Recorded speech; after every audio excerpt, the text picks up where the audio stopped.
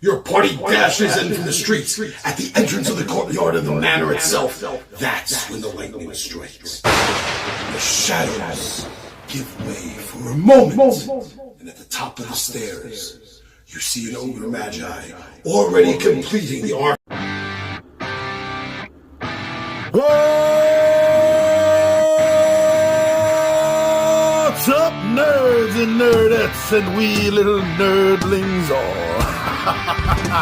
It's your buddy Big Johnny G for Two Gun Pixie presents Legendary Gaming. Shut up and sit down. And what happened to damn barracks? What happened? They pissed Ron off. Look at Ron, is not happy. Oh, well, we got overrun at the barracks. Oh, my God. Those Bargets came back, and they came back in force. They basically, we had to abandon that outpost. We lost the Fiendish Raptor. Yeah, they had another whistle, like or command whistle, whatever it was. So that took it back. So we are. Such good plans for that guy too. I know. We were running for our lives, and then we run into Moon Willow. And you're not Walsh currently. No, Walsh is still quite literally not even half in the bag. He's full. He's full in the bag. He's the out from party. He's dead. Dead asleep. No, he's just dead. But Reaver's here. But Yes. Reaver's still with us. Reaver's still here? New character? I got You got Psylocke. with your side, yeah. Basically, you are your side. That's kind of crazy. Do you have a mystic bear in your head too? You want one though. But yeah. So we lose the Fiendish Raptor. Right, we're running for our lives. Run into Moon Willow, who's in the midst of getting the halflings that are stuck in town out. Trying to get them back to their families because the encampment's outside the walls. They're stuck inside the walls. No one can leave town, based on the Baron's declaration. Now, I forget if she provided Smorky with, the stink bombs. She had the stink bombs and set them off to get them off our scent temporarily so we could kind of plan what's going on. But Smorky stayed behind to cover us and Yes. make sure that they had enough time for all of us to get out. Yeah, Smorky, because he knew that the effects of the, it was like a cat's bomb, I forget exactly what it was. I forget, Cat stink. Cat stink bomb, yeah, that's about right. To cover our path. And so he said, you're not going to have enough time with just this to get everybody out. I'll go and cause a ruckus in this side of town, which he's so good at doing. Mm-hmm. So he breaks off, flees, and we can already hear the. We'll get that later. We can already hear him, causing a distraction, causing a disturbance, and so and we hear the guards all follow him. So we think, okay, great, this is our opportunity. So Moon Willow ferries us over through the little halfling hidey hole. Through the sewers, finds the secret passage through the wall, which I'm fine. No. Right. Most of us had to barely squeeze through because it was made for halfling size stuff. But we all eventually get out. Yes. And I remember we get to the halfling camp on the other side of, was it the Brindleford River? It was right along the river, right along the Brinding River. But it's a complete massacre. Yes. Bodies are everywhere. It's not. And I think the leader of the group who was still alive, with whoever was left, told us what had happened. And basically, she said, Moon Willow said, stall that thing while I get the refugees out of here. And we're just like, what? And from the depths of the Brinding River comes one head. Two heads. 3 heads. 5 heads. The Hydra ascends from the depths. Ready and raring to go. It's a kaiju movie right before our very eyes. After a moment of saying, oh shit. Yes. We jump into action. We do what we do best, and we just go, alright, this is what's before us. Time to fight. Let's go fight a Hydra. And, Well, to our credit, we actually managed to chop the heads off without... I think only 1 or 2 managed to regenerate during the fight. yeah, so with some swift thinking, so Thandor fires off a shot immediately just to kind of draw it off, because we were sort of figuring out how are we going to position ourselves here. He fired one of those arrows that explode in flame. Yeah, and it did some good damage to it, which then caused the Hydra to go, okay, let's go back, and so it disappears back under the water lines. We can't see it for a turn. Which gives us a second to kind of get back in a position and go, okay, let's try to figure out what's going on. There's a little, guard post right on the beach. So Thandor gets up into position up there. You're working your way down the beach to get into position somewhere else, and then everyone, the majors are kind of staying back. Like, okay, we don't really want to get too, because we are familiar with these things are dangerous. We know what we have to do to take care of it, but we also know what they're capable of doing. So as we're getting into position, we see it come back up and attack the beach.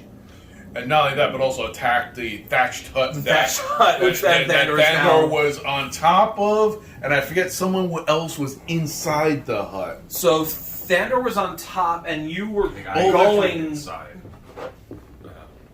Oh right, yeah. Well, you were both on the top level.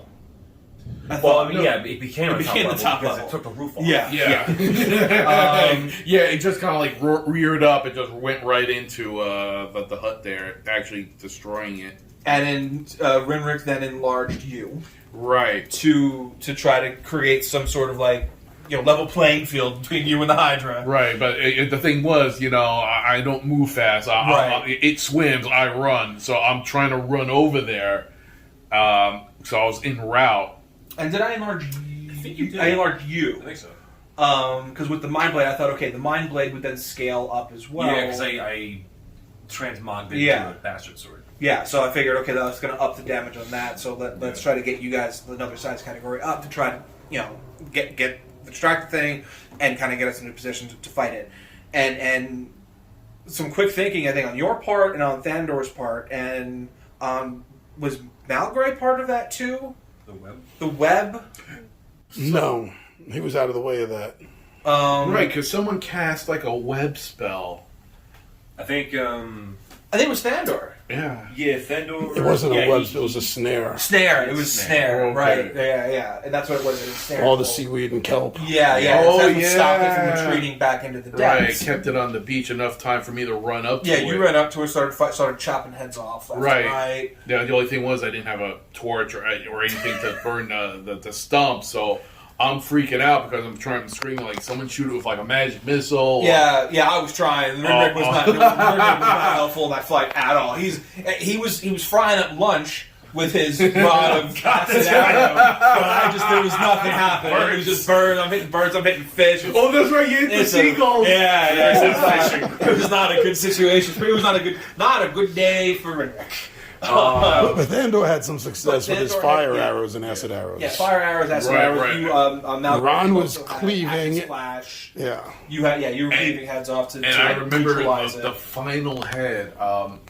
I managed to grab a torch from someone. Yeah, I tried to use a torch and missed. I think twice. So I'm like, it was. Does anybody want this? I ran over. I grabbed it. And I managed to shove it in the last stump. Yeah. And that finally put just before it was starting to respawn. Yeah. To which we then found out there was a giant eagle just hanging out. Oh yeah, the giant eagle that we saw in town. Yeah, that we never bothered to talk to. Right, because we didn't know it was sentient. But it turns out it was sentient. He comes fly back and goes, "Oh guys, thanks for lunch." Thanks for lunch. Grabs two of the heads and just takes off. And we're like, oh, well, he would have helped. That would have made that fight so much easier. Not that it was that bad. I mean, we ended up, there was a lot of bad luck on a couple of rolls. There was a lot of good luck came out of that too, with just how things sort of come, because you were ensnared a couple of heads, and there was the snare spell that kept it in place. So that was it. We were able to take out the Hydra. But then afterwards, Walsh's body pops out of the bag of holding, which should not happen. Not only should it not happen, he also shouldn't change his facial expression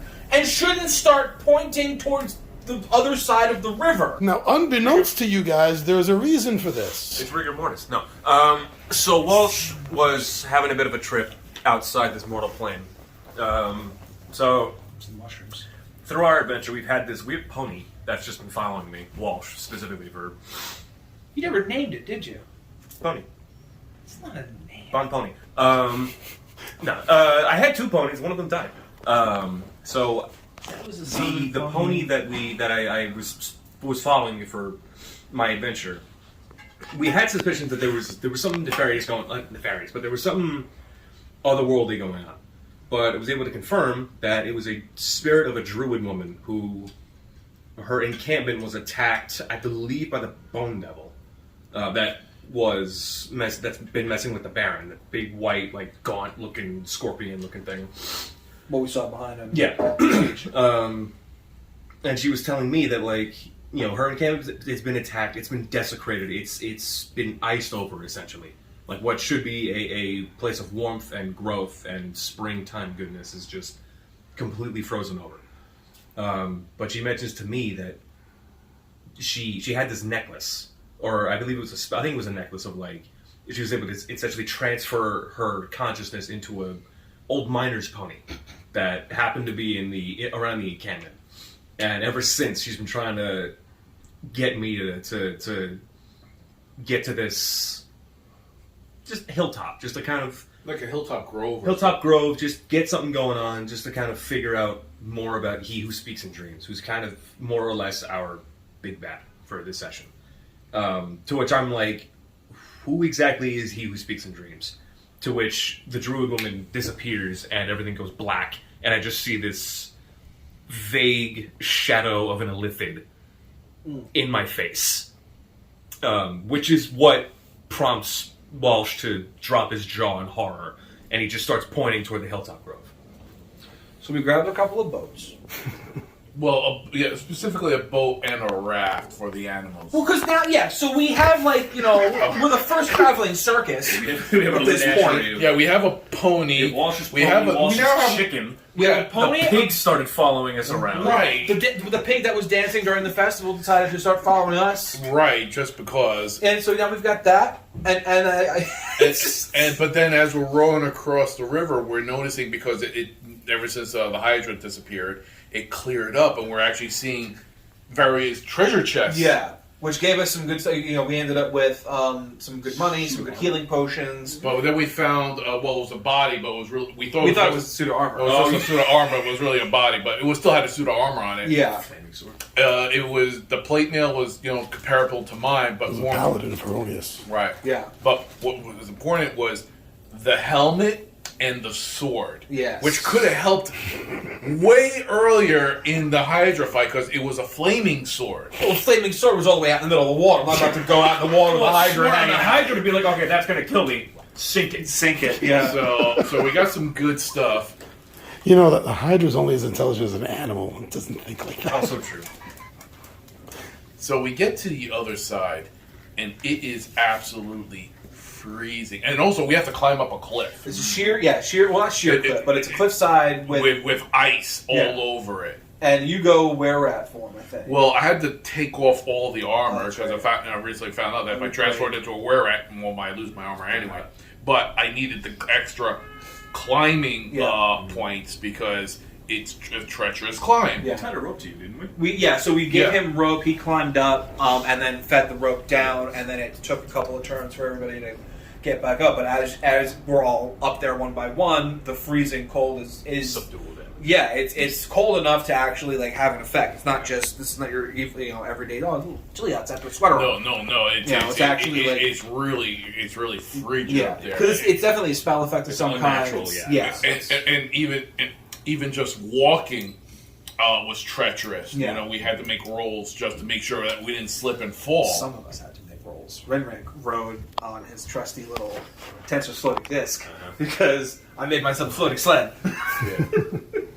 I kept warm because I found out, flaming sword. Yes, warm. the flaming sword helped you keep warm. And it came in very handy Yeah. later on. Because we found It was this massive like stone altar in the middle of a crack in the middle of it, And they had various like stone. there were stone arrangements around the whole grove. Kind of like Stonehenge, but not as tight. Yeah, He tries to solve a riddle.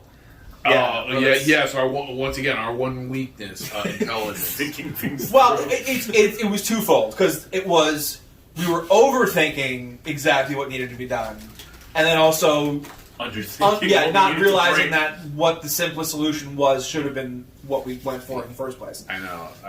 But Can we it be a deity of Occam? Yeah, because I think like Anwei was able to she's able to read the glyphs writing on the stones, which is a no-no because if you're not a druid, you're not really supposed to be able to know what the druid writing is. You guys don't know how she was able to do that. So that's yet another frustrating mystery for the Chaos Gnome. Take it out on the second head. or the third one. So, but she's able to decipher the writing. So we have her going around to each station, deciphering the druidic writings to give us the clues. 3 flames must unite from blessed waters to melt the frozen bonds. Then only the purest light can reveal the hidden path. And then the last one was the warmth of light lies dormant at the heart of winter. right. And then I forget who found that quartz prism in the tree. I think it was Thandor. Like he saw like a glint. He saw a glint in the tree, which we sent somebody over to grab. We had the little focusing prism. Yeah, it was focusing which prism. we then figured out that the warmth of winter is essentially like the hardwood of one of the trees. Through several trees. Several trees. We ended up kind of hacking away at some of the trees. Not enough to chop them down because that's how to get. Strip the bark. That's to how get we to get the core. druids on our tail. Yes. So we get some. We get the wood. We get the prism. We use the flaming sword to melt a piece of ice. They And what we basically- found was a river. Yeah, it was a river underneath the ice. Over it was completely frozen, but there was still Yeah. water running underneath. Yeah, it wasn't frozen through. It wasn't frozen through. It was just the top The layer top was layer. frozen So through, basically, I was able to use the sword to kind of cut a hole Ice in fishing. for ice fishing. Yeah. So we had to dip the wood into the water before it all froze over, Yeah. just to tell you how cold it is up there. It was immediate. And then we had to use the prism to light a fire using that blessed wood. Yeah. And go back up to the altar at Right. the center. So yeah, so blessed water, wet wood, the altar, and the focus. So with the Deathly Hallows, formulated, we had Rinrick standing on top of the altar because of course he is. Well, Rick was Hold ready up to start the little going prism. blood sacrifice. I'll be perfectly honest. I was going to say, I'm going to take out the dagger and, see what happens. I was like, It's a prism, and it immediately ignites the 3 pieces of holy water soaked wood. Yeah, And which then opens the mountain itself started to spread. yeah, but not only that, but essentially also split the apart. sun starts shining. The coldness goes away. All the ice starts melting, and then that rock, the crack, just starts splitting open, and Rimrick almost falls right in. And as it drains, we find out that there's a hidden path going down. Like a staircase or something. Oh, actually, let me backtrack one really quickly, because one of the things we noticed when we got up to the grove were the frozen over forms of the animals. With the tentacles. They were deformed, they had tentacles coming out of their face, they looked demonic. Right. Because they had the bodies of normal animals, and we were like, okay, this is definitely not right. And so we just see these frozen over animals. So when we get so once we do finish the puzzle and we open up the altar, we go down into the depths. We see 3 frozen over druids, which our immediate reaction is, okay, do they look all tentacly? Because this might not go our way if this is going to get real bad. Frozen. But yeah, they start to thaw out, and they tell us the tale of the. Well, the bone. well, after some, because when they woke up, they were not exactly friendly. They're thinking they're still getting attacked by something. And once hostilities ceased, then they told us the story of what happened at that grove. Yes. Yeah, they were ready to attack, but I think between Thandor and Ankh, everyone who was able to kind of talk through, because I think one of them was an elf. They also mentioned that they were frozen for way longer than we've been there. It was months or something. Yeah, it was. It's been probably close to a year since they were frozen, but we've only been in Brindlewood for a couple weeks. I thought. Not even. We've been there for Like a couple a few days because the festival was that week. And we showed up when the festival was just starting. Right. And we'd only been there for a few days.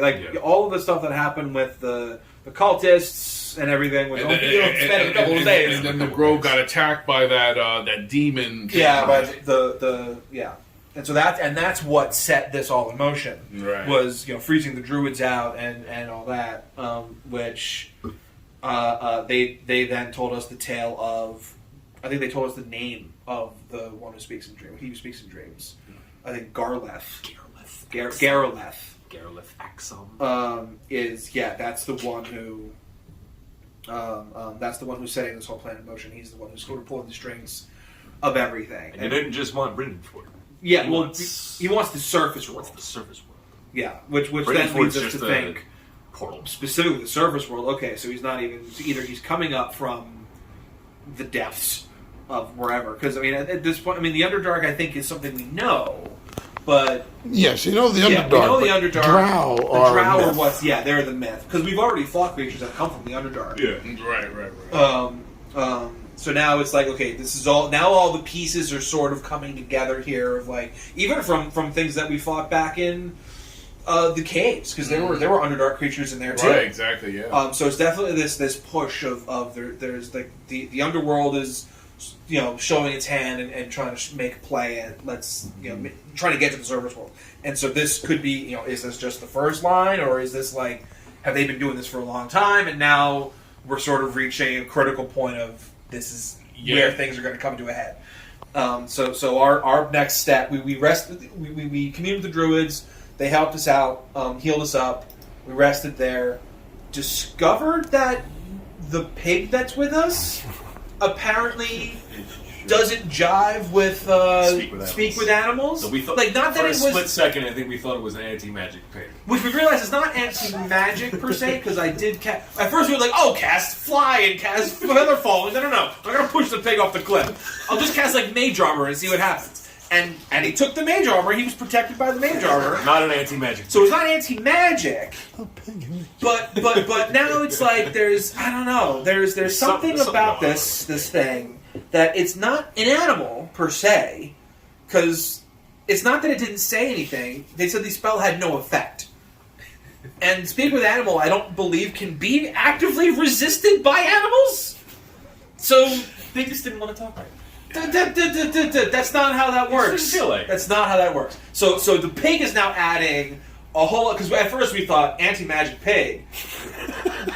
Mind flares or illithids or anti-magic. We are anti-magic pig. Between the little pieces between Malgrey and Thandor and Renrig of all rumors and talkings and writings of the little bits that we know of illithids. We're like, oh, they're arcane, like they're kind of like they're really evil and magical.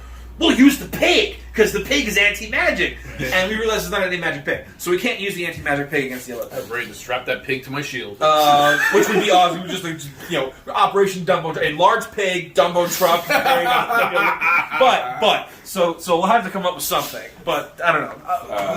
The pig! The pig.